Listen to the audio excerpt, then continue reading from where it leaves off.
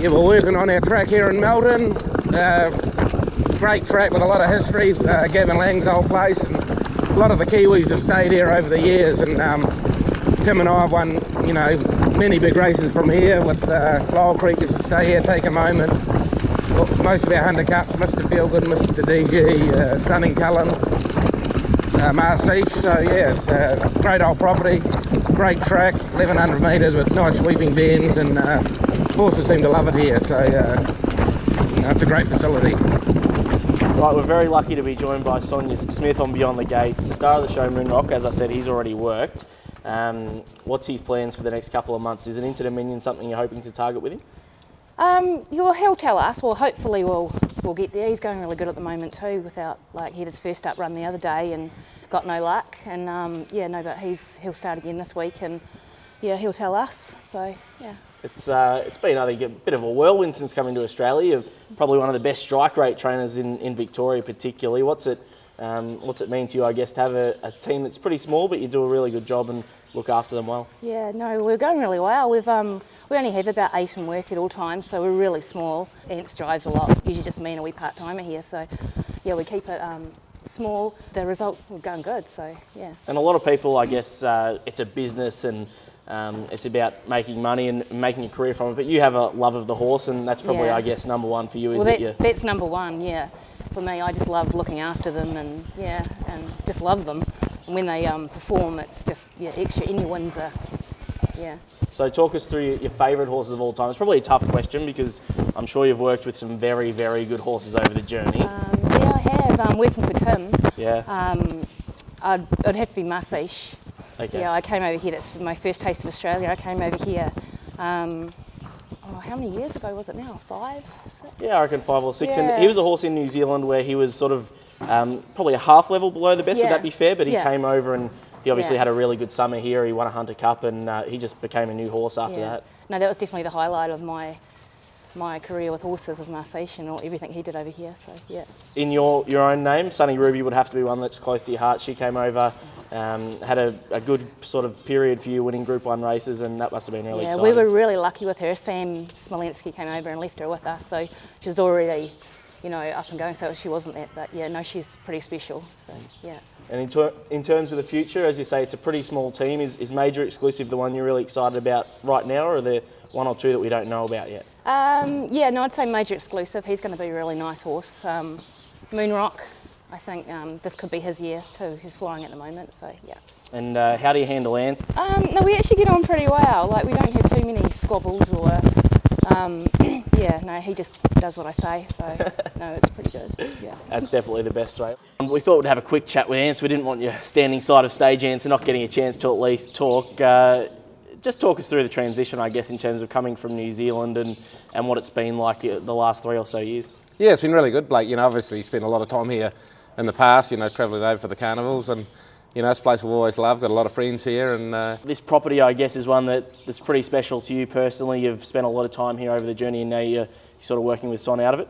Yeah, that's right. This was Gavin Lang's old place, and I think it was the Graham's originally before Gavin bought it, and then obviously a lot of great horses that Graham and Gavin have had out of here, but been host to a lot of Kiwis over the years, and Tim and I have always stayed here with our team, and right back to the Happy Asset days, and then obviously Lyle Creek, Take a Moment, Mr. Feelgood, Mr. DG.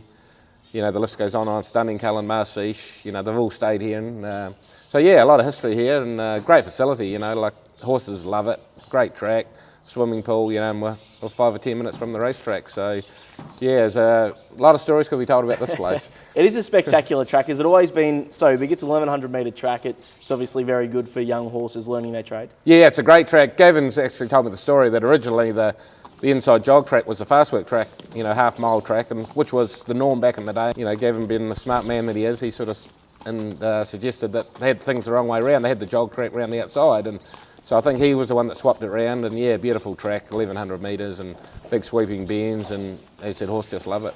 I'm no track expert, but was there a little bit of broken glass? I've heard different people use different things. Is that sort of the rendered down broken glass part of the track? Yeah, that's a new product that's been sort of around the last couple of years, and a lot of the horse people use it, and we just find it fantastic. Gives a really good cushion in the track and great in the wet, handles the water really good. So no, I couldn't speak highly enough of it.